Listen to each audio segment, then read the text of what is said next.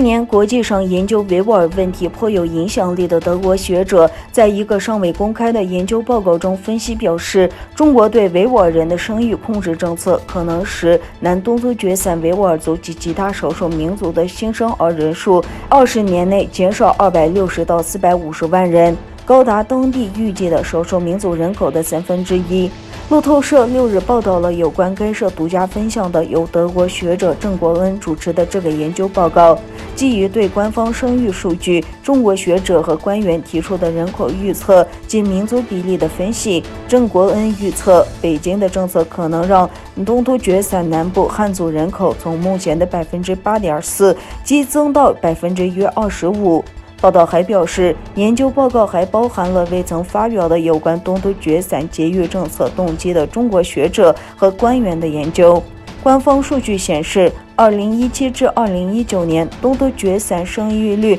已大减48.7%。郑国恩对路透社说，他们只有延续一直以来的做法，这个目标才能达到，就是要压低维吾尔人的生育率。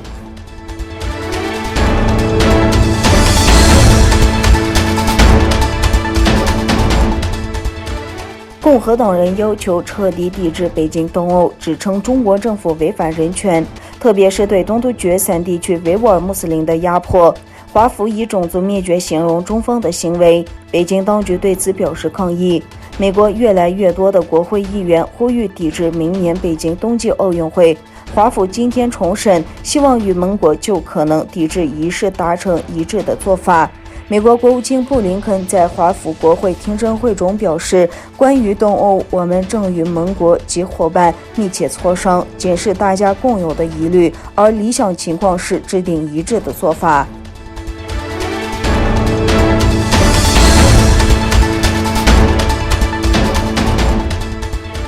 意大利政府已决定退出中国“一带一路”项目。意大利于2019年成为参与“一带一路”项目的首位七国集团国家。据彭博社报道，意大利总理马里欧·德拉吉已决定退出“一带一路”项目。据报道，罗马和北京之间的争端是在他于12月被任命为总理的2个月前开始。中国深圳投资控股已同意收购米兰芯片制造商 LPE 70%的股份，但德拉吉成为首相后，新经济部长反对该交易。德拉吉还于3月31日签署了一项禁止 LPE 销售的决定。深圳控股发表声明称，将在某些领域继续与 LPE 合作。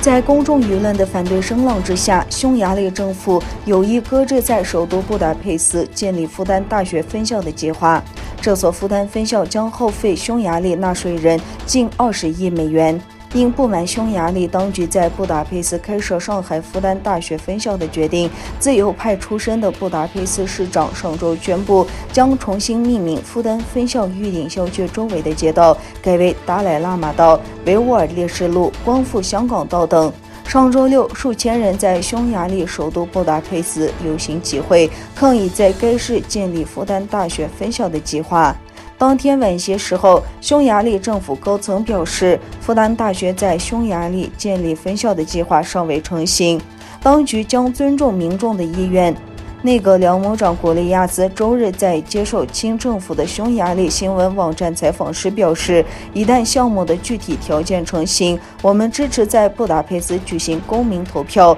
由当地民众来决定是否在这里建设复旦分校。被视为总统奥尔班的亲信的古利亚斯说，我们不会为了做好事而违背民众，包括布达佩斯市民的意愿。